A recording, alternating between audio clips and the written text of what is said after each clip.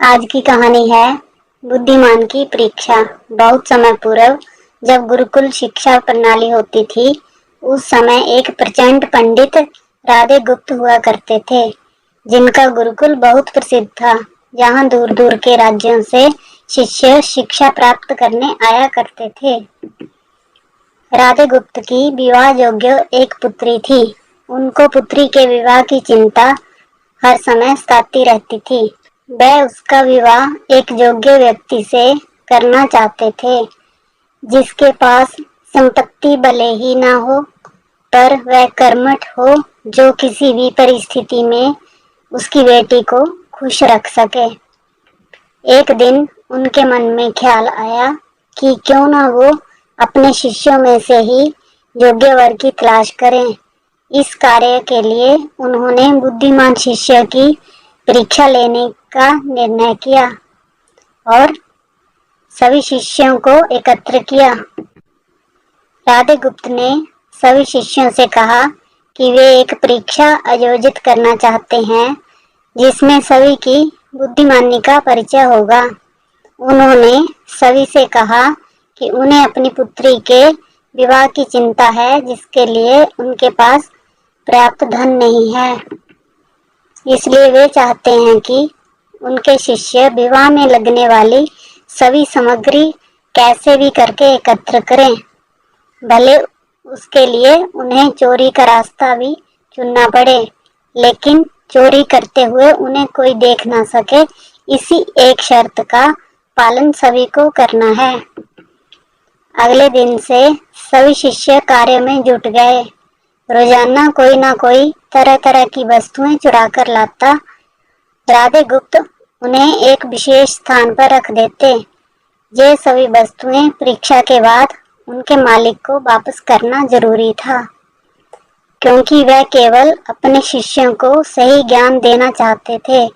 सभी शिष्य अपने अपने दिमाग से कार्य कर रहे थे, लेकिन इनमें से एक चुपचाप गुरुकुल में बैठा हुआ था, जिसका नाम रामास्वामी था।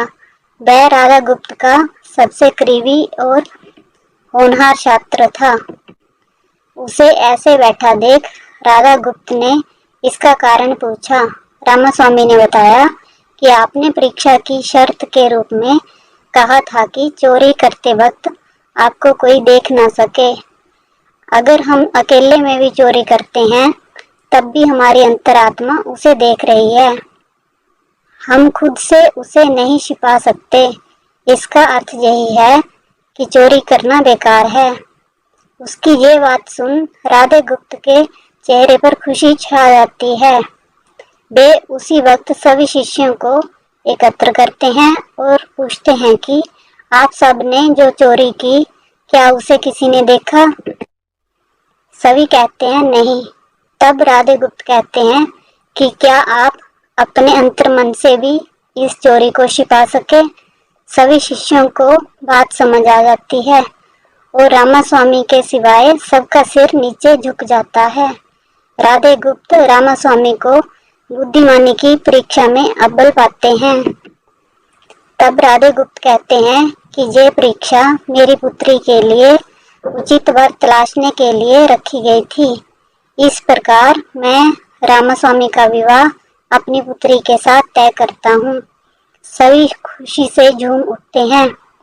साथ ही चुराई हुई हर एक वस्तु को उसके मालिक को सौंप विनम्रता से क्षमा मांगते हैं। कहानी की शिक्षा। इस कहानी से यही शिक्षा मिलती है कि कोई भी कार्य अंतर्मन से छिपा नहीं रहता और अंतर्मन ही मनुष्य को सही राह दिखाता है। इसलिए मनुष्य को किसी भी कार्य के सही गलत के लिए अपने मन को टटोलना सबसे जरूरी है। Thanks for watching.